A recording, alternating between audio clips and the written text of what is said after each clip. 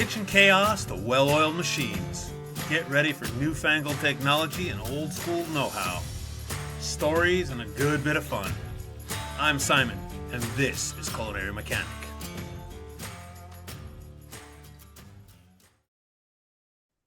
Today I'm joined by Kimberly Flear of Last Call Coaching.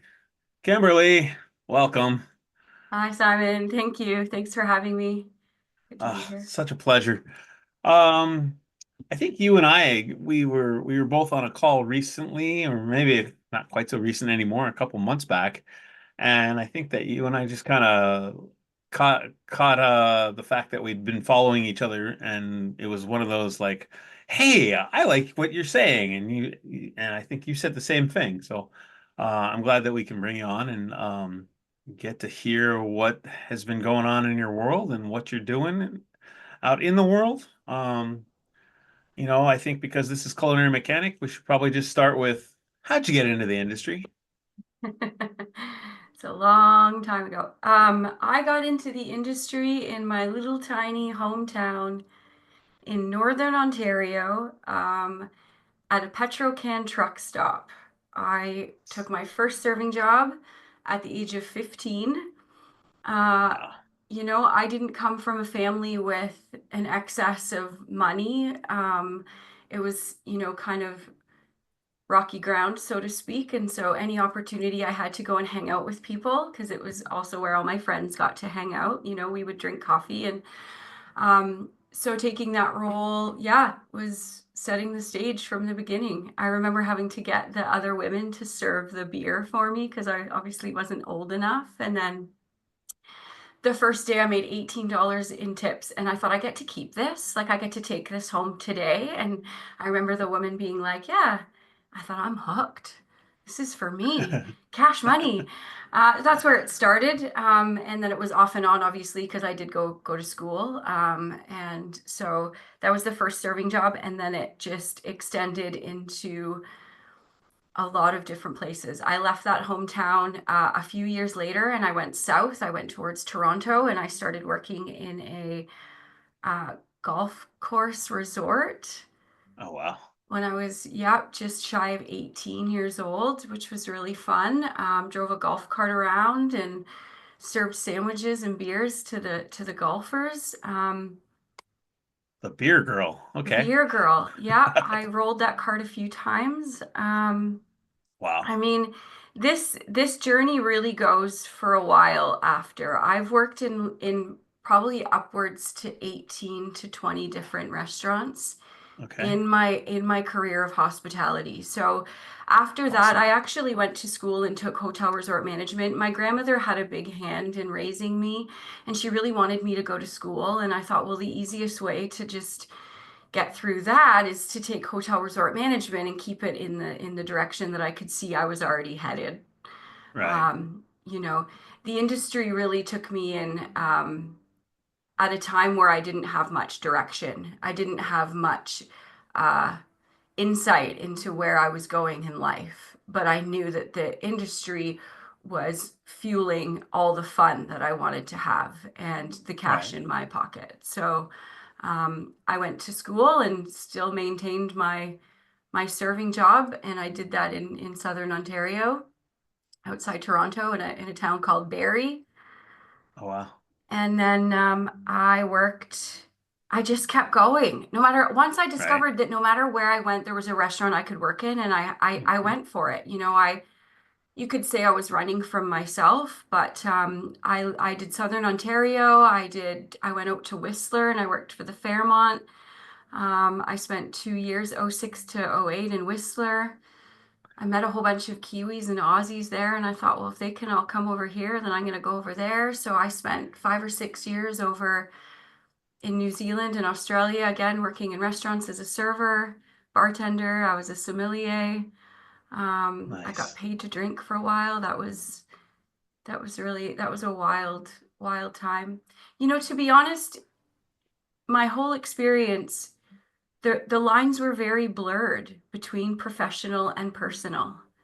Like when I look back, I don't look back at it like that was my work life. That was just my life. I could never Right. distinguish the difference between a personal or professional life. And I felt like I had it made because I wasn't conforming to wearing a suit and going to 9 to 5. And I thought that just doesn't seem like a very pleasurable life to live in. And this just seemed so fun, Right. so I ran with Yeah, it. absolutely. I can completely relate. I think as a as a back of house guy, as a cook, as a young cook, there wasn't anything that was closed to me, right? As far as you just like you said, wherever I go, there's a restaurant. I mean, I picked up and moved myself from New Mexico to Florida some random Monday. And by Thursday, I had a job in an apartment, and that they just happened to be next to each other, you know. So it was it's pretty phenomenal. I think that I really again I can relate to the idea of it's not work, it's not life, it's just being because they kind of wrap themselves up, you know. Yeah. I have a couple of friends. It's like, huh, did you how'd you meet? And I'm like, well, back at that point in my life, the only people I really hung out with were the people I worked with because when you finish work at 10 or 11 o'clock at night, most everybody else is either drunk at home or um, your friends are the ones that are getting off work and sitting in the local watering hole or hanging out at somebody's house because they've just finished at 11 o'clock at night. So yeah, It it's its own really, little really was universe. like that. It really is its own universe. Well said. Whether I was sitting at the table or serving the table, my life revolved around restaurants. It's all I did. It's all I knew. I knew how to meet people. I knew how to be the center of a social scene, it was wild and fun. And I think that I am who I am today because of it, and I wouldn't change anything. But there's also the dark side to that as well, right? Mhm. So, the fact that I did come from a family that, caused me to want to leave at the age of 15. I think a lot of us do come from a background of adversity and some kind of trauma. I think that it attracts people like us. And I can sit here and laugh about all the towns I painted red and all the shenanigans caused, and it was great. But, when you wake up at the age of 38 years old, you can't keep a job, you have no money, and you're doing, cocaine for breakfast. Something should have stopped along the way and said, wait a second, this non-conformed rebellious life that I thought was fun and lollipops and rainbows, is not sustainable and is self-destructive. Yeah, yeah, yeah. I mean, I think you and I were living on opposite sides of the same glass, you know. Um, I think that, but I also think that one of the things that is so, for many people, so enticing is that there's a low barrier of entry to getting into the restaurant industry, to getting into hospitality. Like you can get in and you can work your way up, and it's very much a meritocracy. And I know that it's that way in the back of the house, but I also know it's that way in the front of the house, right? Like if you're a good server, you're going to get better sections. If you're a good bartender, you're going to get the better shifts. You're going to make a little more money, and then Mhm. just what keeps rolling along with all of that. But again, in its own universe. Um, so I guess the next question for me is there's that fun, it's that alternate universe. You mentioned the word rebellion. Um, how does all of that feed into slash become what you're doing now? Like how does that be, like where Totally. does that corner get turned? Yeah, the corner got turned in September of 2020. My corner, my Okay. whole, was the big pivotal time for me to pull my head out, and get sober. And I did that Well, by no just help. before you go on, I'm sorry, I'm going to cut you No, off. Good job. please. Good Thanks. job. Yeah, thanks. Yeah, thanks. Yeah. If you only fucking knew how wretched it and beautiful it can be. So the pivotal moment, September 2020. I got sober by no help of an employer. So that was kind of, and I just want to also say, without throwing any employers under the bus, I never admitted that I had a problem. And that's where the line really stands with the employer responsibility too. We have to say that there's a problem. However, I had to leave. I left the industry and I took a job for a local fisherman delivering seafood around the city of Vancouver, driving a big 3-ton truck. It was super fun, but it helped me get off the sauce, and it really helped me be accountable in the morning, get up at 5. They were very supportive of my journey. So that's kind of where it started, for me to take a step back from that universe and just look at it from the outside. Now, fast forward after, a lot of isolation, intentional isolation on my part to heal and to look at the parts that I had been running from those 25 Right. years. I just think that there's a place in this, in conversations for this piece of my story because it's so important that I didn't just get sober and then, oh, I'm going to do this, big, larger than life project and tackle mental health and addiction in the industry. Like it took a lot of pain and intentional isolation and all those parts of me that I was running from. I really looked at, and I really take a lot of pride in that part of my story because um, it takes a certain amount of tenacity and courage to do it how I did it. And so I left Vancouver Absolutely. and I moved into the woods in a trailer in the forest. I said, close the door. And it was wild. It was really wild. I did it over the winter and I just tested myself and I really went into the darkness. And then after that experience, I realized, okay, so what's the next step? How do I take everything that I've experienced, everything I've learned, all my transferable skills, that tenacity and that courage, and take it, and where do I go with this? And in 2021, and I speak of this quite often, I lost a friend who was an industry veteran, and he kind of walked a very similar path, couldn't keep a job, was getting let go. And after he passed, that really sparked something. And I thought, wait a second, I think I'm being called to do something with all of this. And so Right. off I went and I started, doing the necessary steps of training and going to school and doing those things. And then um, off I went and I created Last Call Coaching, really thinking about a name that is resonance to all of us in the industry, which is last call. How many times have we, Yeah. experienced that last call, that dread of it being over, the night's over, and now we have to face the consequences of all of our actions.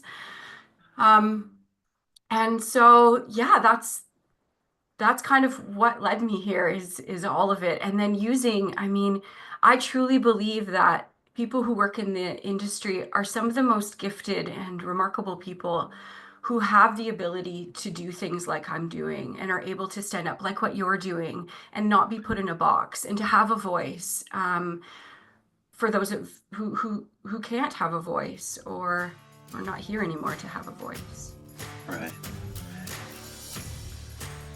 I don't know about you, but I did not get into the restaurant business to spend all my time in a cramped little office. I love being in the kitchen, out on the floor. And if you're nodding your head right now, I want to introduce you to an amazing company called Starfish. Look, I've gotten to know their CEO, Jordan, recently, and what they're building really impresses me. They're using AI to read your P&L, and they're going to email you actionable insights every week so you can lower your costs and increase revenue. Best part is you don't have to spend time digging through your P&Ls, poring over reports in that cramped little office. Starfish is going to do that for you so you can get back to the part of the business that you love. If you're interested, go to their website, use starfish.com. That's USE starfish.com. And tell them Simon sent you. Yeah, I think that the restaurant industry is such a space, such a universe, such a place that the words just ring out. It's like, well, that's how we've always done it, right? Like Yeah. that is so much of I want to say dogma, but I don't think that dogma is necessarily the perfect word. But it's so dogmatic in that, like, this is how you do it, right? You go to work, You work hard, you stress out on creating experiences for other people. Um, God forbid you get to a place where you're managing and now you're responsible for other people's livelihood as well as other people's experiences. And then I think taking that edge off at the end of the day becomes almost a ritual that we think allows us to move forward. And um, yet it doesn't because it oftentimes makes tomorrow harder.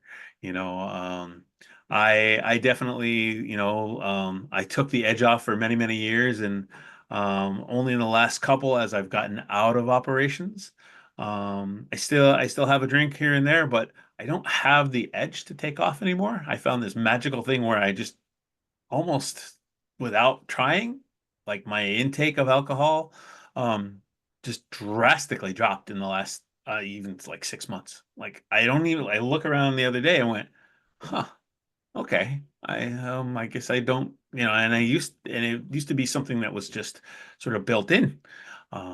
But I I think think that's that, really important. Yeah, the you know, relationship with it. What is your relationship with it? Because it's not about taking it out or sucking the fun out of the industry. And because as I said earlier, it's not about that, but it's recognizing before it gets too late and right. making sure the support is there before it's too late. Yeah, and I think that, um, making sure that I think that there has to I'm sure that you see it more than I do, but I'm sure that there's got to be a call for people to be able to look at their employees and go, "Are you okay?"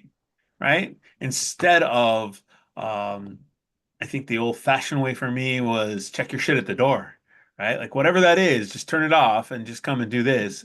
And I think that increasingly I am seeing spaces, and I feel like they're few and far between, but there's more, hopefully more today than there was yesterday, where they're creating that safer space that says you get to come to work because you have a job, and this is a safe space to come in and have fun taking care of people's experience and have fun, you know, creating the food that you get to create. And so the get to versus the have to, as well as the like when you come through the door, you shut the door and all that stuff does, hopefully you can allow it to melt away, but um understanding where like the edge comes from, right? I think at least down here in the States, I'm seeing that restaurants are oftentimes, well, I'm starting to see that they're having to like mitigate and moderate the amount of stress that's happening, right? Because the younger folks are going, this is bad. Yeah. I think really Um, what it's pointing to is having that training and having people equipped and readily like available to have those conversations, those uncomfortable conversations that people are afraid to have. And it's not the fault of anyone. It's just ensuring that the right tools, resources, and trainings are in place so yeah, people feel safe, psychologically safe to open up and express what's going on for them without right, fear of being judged or reprimanded or made fun of. Bullying in the industry is a thing. for And sure. I've experienced it, and I know many others have for reasons of this. And so, again, it's all pointing to stigma too, right? So it's removing that barrier and having those tools in place, I believe, removes that barrier. Yeah, absolutely. Um, can't tell you how important I think that work is. I mean, I think a lot of what I try to do with culinary mechanic is create a road forward that doesn't lead to burnout. And I think that there's some definite parallels between overwork um and addiction and recovery and all of those things that are wrapped up in that. But I think that for me, I try to teach people how to manage their certain elements of their own life so that they don't find themselves going down that road, right? I tell people, I'm like, if you want to be a leader and you want to be a manager, get your shit together so that you're managing yourself. Right? And so it's 100%. some coping mechanisms around how Yeah. do you manage your time? How do you manage your energy so Yeah. that you're not putting it and you're not making it harder on yourself to go forward? You find you almost become a coach in that sense rather than a manager or right? Hmm. And that's where I'm seeing this going. And I'm hearing a lot of other people in the space have this kind of direction. And I just see that I see the value that it brings. I see the value that it's brought in my own life. And I'm also seeing the value that it brings to others in my own coaching practice. And Yeah. just how it can really motivate people and allows people to feel like they're part of a team, like you're working towards the same intention and the same goal, and everything's on the table, so there's no questions, there's no uncertainty about why anyone's here or what they're experiencing. So I like that. I like the direction all this is taking. It's been a long time coming. I'm just so happy to be a part of this movement and all of this, and even know, you had to, as they say, like I climbed through that muck, I climbed through the pile of shit to get here, all worth it, all totally worth it. Totally. I feel a full circle. I had to experience all of that. And I feel the industry sometimes ate me up and spit me out. I lost 4 jobs in the course of 5 years for drinking on shift. At the Right. end, 3 of them were within a couple of years. So it was all of that is worth where I am now because it Right. opened my eyes to so much more, and it allows me to be more supportive in that space and to see the blind spots and to allow people to see it in that different perspective because I've been there. Yeah. I think that I you know I think that respecting the experiences that you had is super important. I think that I've said similar things. Like just before I turned 50, I decided that I was going to leave operations. And here I am. I've been doing it. At that point, I'd been in the restaurants for 33 years. It's like all I know how to do. And I would say to my wife, I'm like, all I know how to do is be a chef, or all I know how to do is cook. And my wife would just laugh at me. She's like, kidding, right? She goes, for the last 10 years, you've been developing people at a like phenomenal rate. Like we expanded a company from 3 restaurants to 7. And I trained so many sous chefs and chefs and just developed people and saw all sorts of good and bad. And it's like, oh, all those experiences have led me to where now I actually understand what isn't being taught, isn't what is not happening in younger managers' development. What do sous chefs need to like get to the next level? Because I mean that's all by itself is an hour, 2 hour long conversation around the gap between assistants and managers or chefs and sous chefs because there's so much that isn't taught and you're expected to learn it while doing. And it's almost it's not fair is the honest truth. And I think that compounds a lot of that stress and creates a lot of what you and I are both describing here is that stress that creates pressure in our lives that has to be released, that has to have an out, is what we're essentially talking about, whether that be chemically or physically, or whether it's somebody who's going in the locker room and banging on lockers because they're ready to explode, or screaming and crying in the walk-in, or attacking a bottle of bourbon at the end of the day. Um, but yeah, it's just a weird, wild world, I think, as I look around. Um, but I think that all together, all those experiences, they make us who we are. I love being me. So Yeah, and I love being me, and I love that you recognize there's so many more layers to than just a chef or just a server. I yeah, work with an organization, and I help people kind of figure out a work-life balance. So, new to sobriety, there's kind of a gap in that system. And the reason I'm sharing this is a lot of people that move through this program come from this industry. And when they're talking about what they've done, they come at it with that exact energy of, I was just a chef or just a server. And I thought, brilliant, you are like full of golden nuggets. of transferable skills if you don't want to be in the industry Tons. anymore. Tons that aren't even recognizable. And once you start pulling those out for people, the moments of like, ah, right, aha moments is just, it's remarkable. Yeah. I got one for you. So I recently was listening to somebody talk about branding and personal branding. And then I realized, oh my God, chefs are like custom built personal brand machines because they do the same, like brand, the definition of branding is like doing the same thing, the same message, creating the same message in the same way or creating the same product in the same way day after day after day after day. And I'm like, oh, we're like branding machines. It's one of those like, oh, duh, never thought of it that way, but look at that. Um, Isn't that you know, interesting?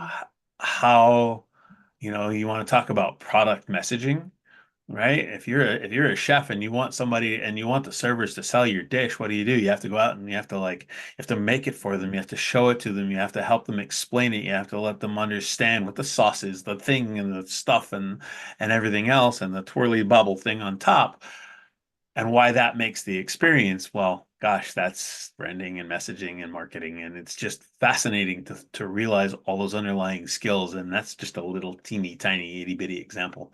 Um, but I love Great finding those example. synergies, Yeah, right? It's yeah, like, great example. I mean, that one hurt my head for a couple of days when I realized it. I was like, oh, look at this. And I immediately went to my whiteboard to my right, which is sort of my idea space of like, what are the next things that culinary mechanic can be? And it's almost like helping chefs or yeah, helping industry people understand some of those transferable skills, you know, Yeah, because they're superpowers. totally. Yeah, yeah, I mean, a great server is a PR machine, yeah, right? You yeah. know, a great server who's perhaps done a modicum of management is a community organizer in the making, whether they realize it or not. You know, We were sharing speaking of experiences.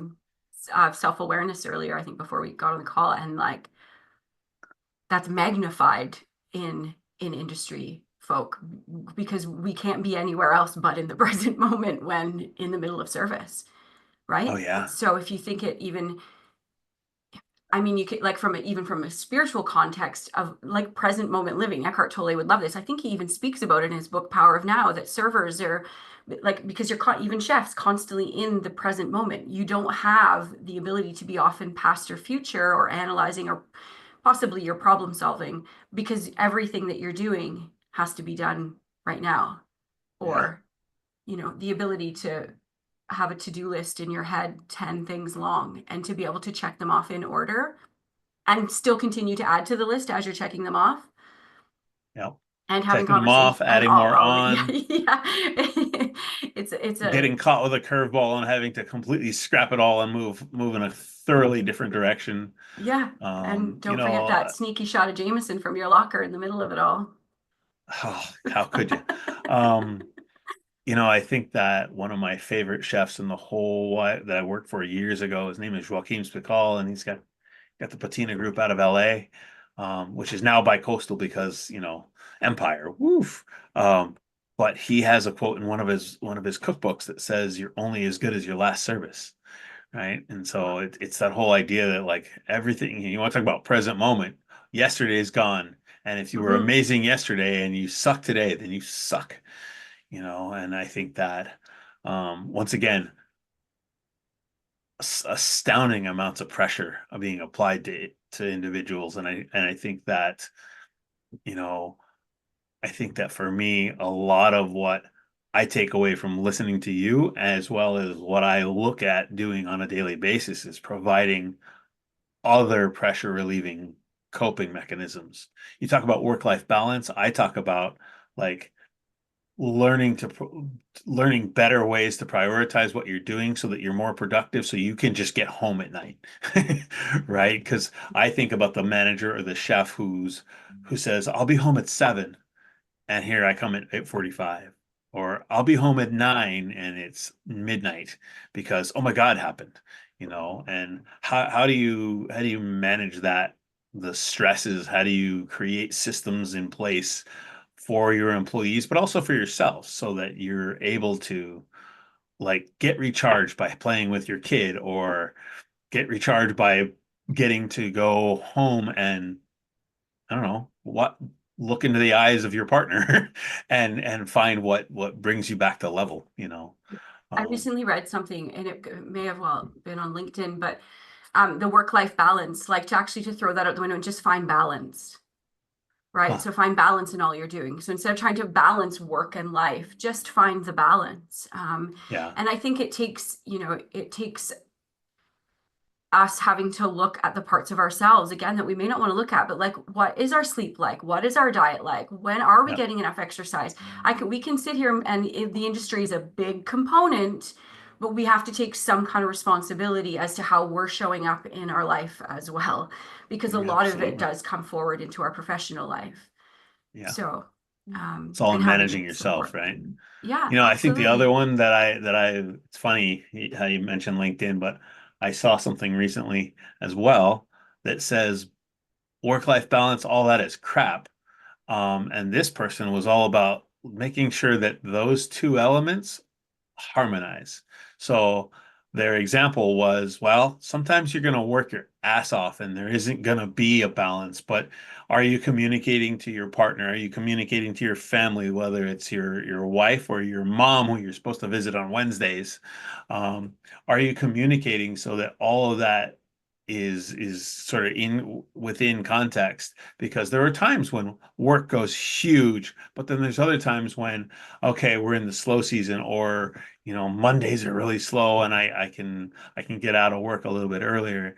And so the concept that there is an ebb and a flow, but all always trying to work on the harmony between those things so that they're all working together, I Yeah. think is probably a more realistic thing rather than expecting the scales to balance ever. Because And I have a I don't feeling know, it may man. have been the same post. It sounds that word harmonize really stood out to me, or maybe that's just something that I'm working towards is to find that harmony in life. I was the hustle and grind guy for years. No, like, I was proud of the fact that nobody could outwork me in my circles, you know. And now I'm like, wait, no, there's just a better way to do this. And I probably could have, in some ways, kept going at a more healthy level had I modulated earlier on, right? I think that modulating my effort level and my expectations of an industry 25, 30 years in is way more complicated than learning to do it 7 or 10 years in. They build, right? Like I don't know if I could go back now and expect what I expect from life and do what I was doing. There's just no way. I don't think that that's compatible. So, No, I um, think that was the point. what a fun conversation. Thank you. That was Yeah. good. So, a recurring theme for me lately has been the idea of winning my day. And so I've been asking this question a lot, and that is, what's a win in your day? This came really easy, natural for me to answer because it's so I swim in the ocean every day, all year round, no matter what the temperature, no matter what the weather. Um, and it's cold right now, so it's such a win for me that I can't even articulate how incredible this practice has transformed my life. And so that's my win every day. And I hardly ever don't win. Awesome. That's the Sometimes I'll most take a unique break. answer. Sometimes I'll take a break just to see, because we have a tendency, I have a tendency to think that if I don't do something, like I have to watch the boundary of addiction or not. Like, am I depending on this? Like, if I don't do this, is my day going to go sideways? Like, is that something that I truly believe? And so I'll take a break once in a while just to see how I feel, but I crave it. Right. I crave the experience. I live in a very remote area where I have access. The ocean's just right here. And it's in amongst rock bluff and starfish and fish and seals, and it's just really special. And so that's my sacred 10 minutes that I take every day. Awesome. like I say, that's got to be the one of the most unique answers I've gotten so far. So thank you. Yeah, That's yeah, cool. nothing industry related at all, but that's my win. You'd be surprised. I think that as much as I talk about the hospitality industry and restaurants and chefs, I think that being human and being part of communities and interacting with others to create experiences is all of what the industry is.